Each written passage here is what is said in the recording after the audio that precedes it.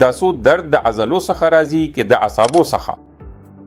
آیا د درد سوځیدونکي ګزګزنکي ډول لري که دا یو بېخونده دردناک او کلکوالی لري؟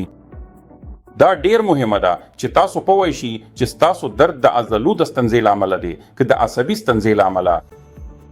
سلام، زه ډاکټر هیمنشو تیګي یم د فورټس روغتون ډیلی NCR کې د ملا او ارتوپیډیک جراحي مشر یم او نن به موږ د عصبي درد او عضلي درد ترمنځ خبرې وکړو.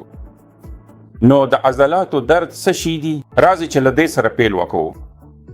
دا معمولا د عضلاتو د فشار یا ډیر کارونې وسته لکه په جم کې یا په غلط حالت کې خواب کول یا ډیر تمرین کول یا د ویټامینونو کماشت یا فشار یا د کوم ټپ له امله د عضلاتو د نښه وسته پیښیږي. د عضلاتو د درد ځانګړتیاوې عبارت دي له یو بېخونده درد. د بدن په هغه ځانګړي برخه کې سختی یا سختی شتون لري او هر کله چې حرکت وي درد زیاتېږي. ځینې وختونه لمس کول یو ډول نرمښت یي او معمولا دا د آرام، مساج، غزلو او فیزیوتراپي سره ښه کیږي. معمولا دا په غاړه، ښکته مله، اوغه یا د خوځکي عضلاتو په برخو کې لیدل کیږي. اوس د دې برعکس کله چې موږ د نیوروپاتیک درد په اړه خبرې کوو دا هغه وخت پیښیږي کله چې د اعصابو خارشت یا فشار یا زیان وي. عام لامونه یې د سلیپ ډیسک یا سیاټیکا په څیر دي. ځینې وختونه دا د شکر ناروغي په څیر شرایطو کې هم د ډیرو لسیزو په موده کې پیښ کیدی شي. ځینې وختونه که چیرې د اعصابو فشار وي لکه د کارپل ټنل سنډروم کې نو دا پیښیدی شي.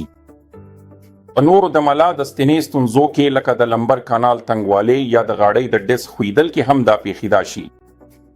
یا دا د داسې لاملونو له امله هم پیښیدی شي لکه د ویټامین B12 کموالی.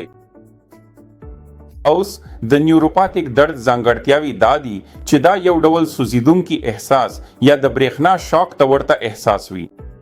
ځینې وختونه دا د بدن په ځانګړي برخې کې ګزګز یا حسي لامل هم کیدای شي. ځینې خلک وایي چې دوی د ستنو او ستنکو احساس هم تجربه کړی وي. ځینې وختونه دا یو ریډیکولر درد وي چې له شاخه پیلیږي او بیا د پخې لور ته خپریږي چې ورته سیاټیکا وایي. او ډیر ځله دا له کمزوري یا فالج سره هم تړاو لري. عام مثالونه یې سیاټیکا، د غاړې ریډیکولوپاتی یا د شکري نیوروپاتی دي. نو که تاسو غواړئ یو چټک پرتله وکړئ تر څو پوه شئ چې دا څه ډول درد دی. د عضلاتو درد یو تیاره درد دی په داسې حال کې چې نیوروپاتیک درد د سوځیدنې یا برېښنا شاک په څیر درد دی. د عضلاتو درد ډیر ځای دی د بدن یوې برخې ته موقعیت لري په داسې حال کې نیوروپاتیک درد کولی شي خپر شي.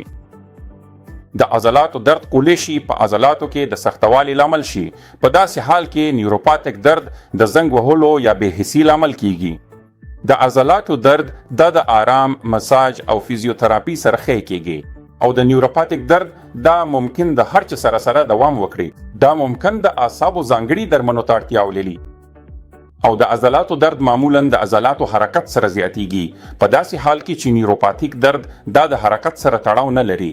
که درد وي نو درد به دوام وکړي تر هغه چې تاسو طبي مشوره ونه کاروئ.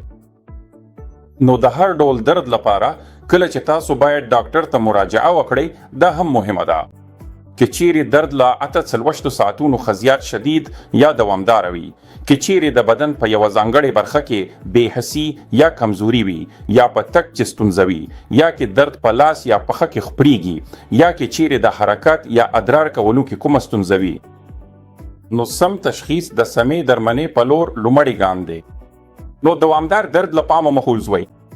خپل ډاکټر ته مراجعه وکړئ، تپیر وپیژنئ او هر ډول معاینات چې اړتیا وي هغه ترسره کړئ څو درد په سمه توګه درملنه شي. ټولو ته نیکې هیلې.